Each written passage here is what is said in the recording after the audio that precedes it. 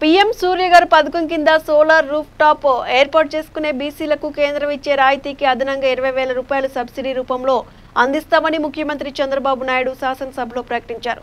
2 కిలోవాట్ల solar roof top ఏర్పాటుకు 1.20 లక్షల వరకు ఖర్చు అవుతుండగా కేంద్ర ప్రభుత్వం 60,000 రూపాయలు రాయితీగా అందిస్తుంది. అయితే బీసీలకు రాష్ట్ర ప్రభుత్వం తరపున మరో 20,000 అదనంగా రాయితీ అందించనున్నట్లు సీఎం చంద్రబాబు తెలిపారు.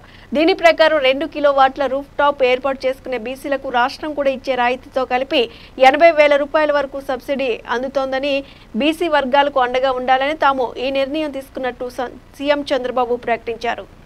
ఇప్పుడు కేంద్ర ప్రభుత్వం 60,000 రూపాయలు ఇస్తారు. 75,000 అయితే ఇంకొక పక్కన వాళ్లే పెట్టుకుంటారు. బీసీలకు కూడా 25% అంటే 60,000 ప్లస్ ఒక 20,000 ప్రాజెక్ట్లో సబ్సిడీ ఇవ్వడానికి నేను ముందుకు వస్తున్నా. అంటే 35,000 రూపాయలు వాళ్ళు పెట్టుకుంటారు, నేను 20,000 రూపాయలు ఇస్తాను. 80,000 రూపాయలు వాళ్ళకి సబ్సిడీ వస్తుంది. 2 కిలోవాట్లు పెట్టుకుంటే 80,000 రూపాయలు సబ్సిడీ ఇస్తామని చెప్పి బీసీలు కూడా తెలియజేస్తున్న. డబ్బులు లేవు కానీ మనసుంది.